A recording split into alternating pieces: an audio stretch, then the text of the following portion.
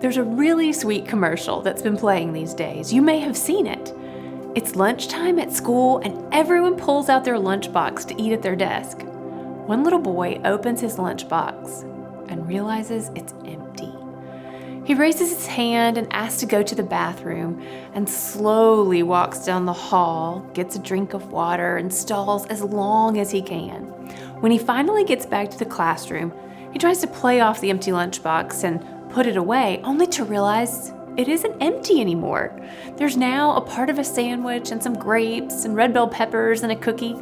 The camera pans the room and shows different kids in the class eating those same things and smiling about having shared of what they had. They all shared from their own lunch and no one went hungry. It's a powerful message of the idea in our Bible story today. I'm sure you've had an opportunity to share with someone and that probably someone has shared with you. Maybe not lunch, but there are all kinds of things that we can share to meet others' needs. Another story I heard goes like this. A man who was almost bald visited a good family friend. He had just a little fringe of hair around the back of his head. And the youngest daughter of the family had lots of thick hair that hung down way past her waist. "What beautiful hair," commented the nearly bald man.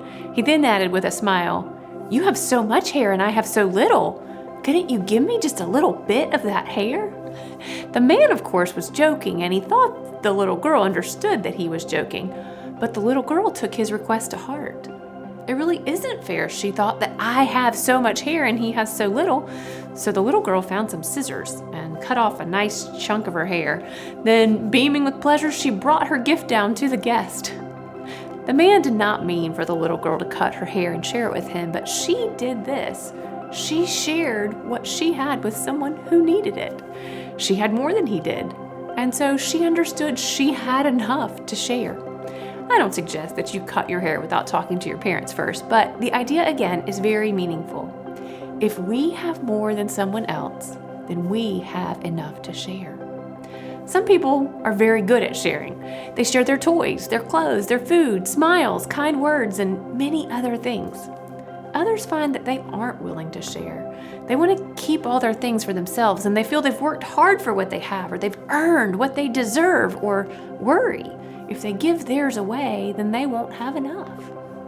Our Bible story today talks about sharing and shows us that sharing is a good thing. The believers in the early church shared everything they had. Acts chapter 4 says all the believers were of one heart and mind, and they felt that what they owned was not their own. They shared everything they had, and there was no poverty among them, because people who owned land or houses sold them and brought the money to the apostles to give to others in need. The early believers were so good at sharing that what they had, there wasn't a needy person among them. Because everybody shared, everyone had what was needed. If we ask, God will help us also become better at sharing. And like many things we do, the more we practice sharing, the better we will become at it. So look for ways that you can share what you have and see how great it can be. Ask God to help you. Let's pray together. Dear God, teach us to be generous with all the gifts that you've given us and help us recognize needs around us and be willing to share what we have with others that everyone may have in